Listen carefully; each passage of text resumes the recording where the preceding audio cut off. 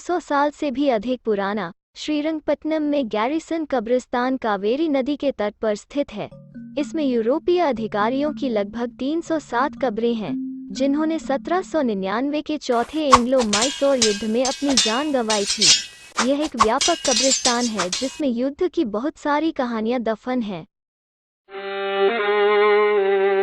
Collier के युद्ध के मैदान में युद्ध में मारे गए ब्रिटिश अधिकारियों की कब्रें थीं। अब कैप्टन जेम्स हिस्लोप और कर्नल जॉर्ज ब्राउन की कब्रें अचिन्हित कब्रों में खुले इलाके में सैनिकों के दफन के अकेले गवाह हैं। इस तरह मृत सैनिकों की बहुत कम चिन्हित कब्रें हैं। आमतौर पर मृत सैनिकों को अज्ञात क्षेत्र में दफनाया जाता है और गुमनामी में खो जाने के लिए छोड़ दिया जाता है। मध्ययुगीन काल के दौरान सेना आमतौर पर युद्ध मृत सैनिकों को वापस नहीं लाती थी। हैदर अली और टीपू सुल्तान के शासनकाल में भी चीजें अलग नहीं थीं। अधिकांश सैनिकों को वहीं दफनाया गया जहां वे मारे गए थे। राजाओं ने भी मृत सैनिकों की पहचान करने के लिए कुछ नहीं किया।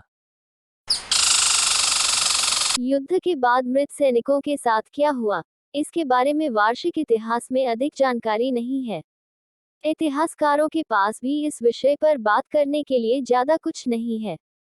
जबकि विजयी पक्ष जश्न मना रहा होगा, पराजित सेना जो युद्ध के मैदान को छोड़ चुकी थी। छिपे हुए अतीत के बारे में अधिक जानने के लिए प्राचीन युद्ध क्षेत्रों का पता लगाएं और कुछ जांच पड़ताल करें, या बस इस चैनल को सब्सक्राइब करें। हैदर अली और टीपू के काल में दोनों शत्रुओं और उनके पक्ष के मृत सैनिकों को उचित सम्मान दिया जाता था।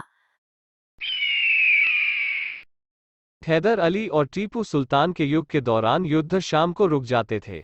मैसूर सेना ने दोनों पक्षों के सैनिकों के शवों को एकत्र करते, अज्ञात शवों को दुश्मनों के हवाले कर देते। सैनिकों के शवों को उस समय के धार्मिक रीति रिवाजों के अनुसार दफनाया जाता था।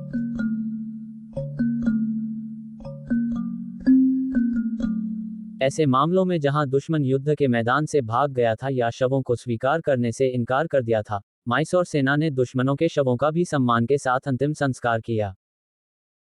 यद्यपि उस काल के अन्य शासकों की तुलना में टीपू की सेना अच्छी तरह से संगठित थी, फिर भी कुछ क्षेत्रों में इसकी कमी थी। सैनिकों के पास कोई टैग नहीं था या व्यक्तिगत रिकॉर्ड की कोई प्रणाली नहीं थी। बड़ी बड़ी लड़ाइयों में सैकड़ों शव अज्ञात रह जाते। लेकिन फिर भी मृत सैनिकों को उचित सम्मान दिया गया और अंतिम संस्कार किया गया। फिर भी परिवार इस बात से अनजान थे कि उनके सदस्यों की मृत्यु कैसे हुई और उन्हें कहां दफनाया गया होगा। कुछ लड़ाइयों में यदि समय मिलता है तो मृत सैनिकों को उनके ही शहर के पास दफनाया जाता था। यह बेंगलोपेटा के पास तीसरे एंग्लो मैसूर युद्ध के दौरान देखा गया था। बेंगलोपेटा सेना के कमांडर हमीद शाह को आज के हमीद शाह परिसर के पास दफनाया गया था। यहाँ तक कि सेकंड इन कमांड मुहिब शाह की कब्र भी यहाँ मिलती है। मुहिब शाह हामिद शाह के भाई थे। आम सैनिकों को उलसूल गेट के पास दफनाया गया। अंग्रेजों ने हडसन सर्कल के पास अपने सैनिकों की याद में एक कब्रगाह का निर्माण किया। शहरीकरण के कारण अचिन्हित कब्रों को मिटा दिया गया। बहादुर खान बेंगलुरु किले के कमांडर थे। बहादुरी से लड़ते हुए युद्ध में उनकी मृत्यु हो गई। 70 वर्षीय कमांडर की बहादुरी से अंग्रेज प्रभावित हुए, इसलिए अंग्रेजों ने उन्हें सैन्य सम्मान दफनाने का फैसला किया। टीपू चाहते थे कि बहादुर खान को उसकी मृत्यु के स्थान के पास ही दफनाया जाए। अंग्रेजों ने उन्हें पूरे सम्मान के साथ दफनाया। ब्रिटिश ईस्ट इंडिया कंपनी के मुस्लिम सैनिक अंतिम संस्कार में शामिल हुए। वर्तमान में आप एवेन्यू रोड और एसजेपी रोड के प्रवेश द्वार पर बहादुर खान की कब्र पा सकते हैं। बेंगलो की लड़ाई में मारे गए ब्रिटिश सैनिकों और अधिकारियों को किले के कब्रिस्तान में दफनाया गया था। कब्रिस्तान फोर्ट चर्च के ठीक बाहर स्थित था। कब्रिस्तान में सरू के पेड़, गुलाब की झाड़ियां और फूल थे। मैसूर सरकार ने कब्रिस्तान के लिए दीवार और गेट बनवाया था। 1912 तक कब्रिस्तान शहरीकरण के कारण खो गया था। दक्षिण भारत में मृत सैनिकों को उनके हथियारों और कवच के साथ दफनाना दुर्लभ था। युद्ध के बाद विजयी सेना द्वारा लूटपाट आम बात थी, लेकिन ब्रिटिश सैनिकों द्वारा मृत सैनिकों की लूट 1799 में टीपू की हार के बाद देखी गई। कभी कभी गंभीर रूप से घायलों को भी मरते समय उनकी संपत्ति लूट ली जाती थी। यह न केवल उनके शत्रुओं द्वारा बल्कि उनकी अपनी सेनाओं द्वारा किया गया था। मानव मैला ढोने वाले और खानाबदोश हमेशा ब्रिटिश सेना के साथ रहते। खानाबदोश मृतकों और घायलों को भी लूट लेती। उन्होंने डेंच बनाने के लिए मृतकों के दांत भी चुरा लिए। ब्रिटिश सेना के देशी सैनिक कभी कभी गंभीर रूप से घायल सैनिकों को दफना देते थे। दोनों पक्षों के शवों को सामूहिक कब्रों में फेंक दिया जाता था। कभी कभी स्थानीय आबादी के सदस्यों को मृतकों को दफनाने का काम दिया जाता था।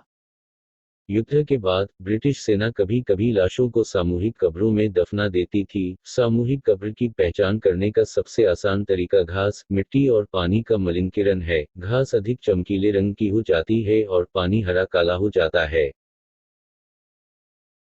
टीपू मुआवजे के साथ साथ सैनिक की मौत के बारे में परिजनों को सूचित करते थे। British East India company Tipu Sultan के जीवित रहने तक भारत में अपनी पकड़ स्थापित करने में असमर्थ थी। सार्जेंट मेजर केली 1808 में बेंगलुरु के आग्राम कब्रिस्तान में दफनाए जाने वाले पहले व्यक्ति थे। यहाँ ब्रिटिश सैनिकों और नागरिकों की 840 से अधिक कब्रें हैं, कुछ 1808 की हैं। उस समय कब्रिस्तान शहर की सीमाओं को चिन्हित करते थे। इस वीडियो को देखने के लिए धन्यवाद। देखें, शेयर करें, लाइक करें और सब्सक्राइब करें।